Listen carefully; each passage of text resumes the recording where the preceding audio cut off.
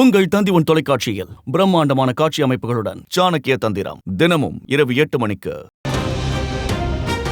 2026 சட்டப்பேரவை தேர்தல் பணிகளை கட்சிகள் தொடங்கிவிட்ட வேளையில் எழுந்திருக்கும் அதிகாரத்தில் பங்கு புழக்கம் முக்கியம் பெறுகிறது. அதிகாரத்தில் பங்கு கேட்பது என்பது கூட்டணியாக அரசாங்கம் அமைப்போம் என்பதே பொருள். இப்போது மத்தியில் மோடி தலைமையிலான அரசு, அமைச்சரவையில் தெலுங்கு தேசம், ஐக்கிய ஜனதா தளம் பங்கு பெற அது கூட்டணி அரசாங்கம்.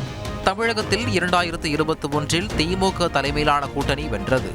கூட்டணியில் இடம்பெற்ற கட்சிகள் அமைச்சரவையில் இடம்பெறவில்லை. நடைபெறுவது திமுக அரசாங்கம். பொதுவாக மத்தியில் கூட்டணி அரசாங்கத்தில் இடம்பெறும் திமுகவும் அதிமுகவும் தமிழகத்தில் கூட்டணி கட்சிகளுக்கு ஆட்சியில் இடமளித்தது இல்லை. கூட்டணி அரசாங்கம் என்கிற முழக்கம் பொதுவாக தேர்தல் நெருங்கவும் எழுவதுதான். தமிழகத்தில் 2006ஆம் ஆண்டு கூட்டணி அரசாங்கம் நோக்கி களம் நெருங்கியது. அப்போது தேர்தலுக்கு முன்பாகவே கருணாநிதி பேசிய போது, தேர்தலுக்கு பிறகு தவிர்க்க முடியாது என்றால் திமுக கூட்டணி ஆட்சியை எதிர்க்காது என்றும், ஆனால் திமுக தனித்து ஆட்சி அமைக்க வாய்ப்பு உள்ளதாகவும் தெரிவித்திருந்தார். முதலில் குழந்தை பிறக்கட்டும், பிறகு அதற்கு திமுக ஆட்சியா, திமுக தலைமையிலான கூட்டணி ஆட்சியா என்று பெயர் வைப்பது குறித்து யோசிப்போம் என நகைச்சுவையாகவும் தெரிவித்திருந்தார். அப்போது கூட்டணியில் திமுக 96 இடங்களிலும், காங்கிரஸ் 34 இடங்களிலும், பாமக 18 இடங்களிலும், மார்க்சிஸ்ட் 9 இடங்களிலும், இந்திய கம்யூனிஸ்ட் 6 இடங்களிலும் வென்றன.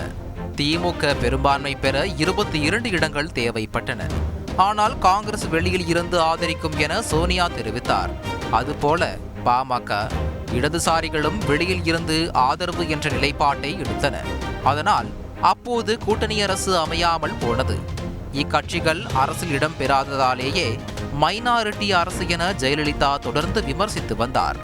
2016 தேர்தலை நோக்கிய வேளையில் 2015ஆம் ஆண்டு திமுக பொருளாளராக இருந்த மு.க. ஸ்டாலின் கூட்டணி ஆட்சி என்பதை தமிழக மக்கள் ஏற்கவில்லை என தெரிவித்திருந்தார்.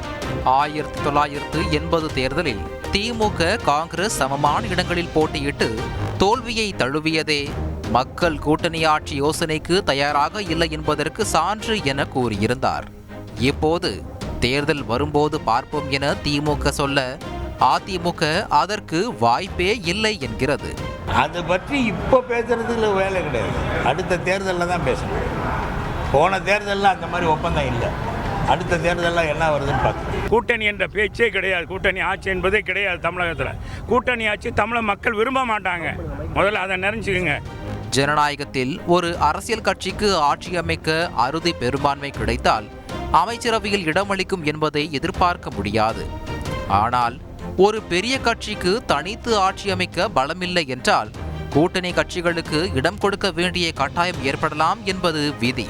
அப்போது அரசியல்ல இதெல்லாம் சாதாரணமப்பா என கட்சிகள் நிலைப்பாட்டை மாற்றவும் செய்யும். அதுவும் மாறாத விதியே. பொதுவாகவே தேர்தலுக்கு முன்பு கூட்டணி கட்சிகள் தோரணையாக சென்றாலும் தேர்தலுக்கு பிறகு அதிகாரத்தில் இடம்பெறுவது என்பது அவர்களுக்கு எட்டா கனியாகவே இருக்கிறது. உங்கள் தந்தி தொலைக்காட்சியில் பிரம்மாண்டமான காட்சி அமைப்புகளுடன் சாணக்கிய தந்திரம் தினமும் இரவு 8 மணிக்கு.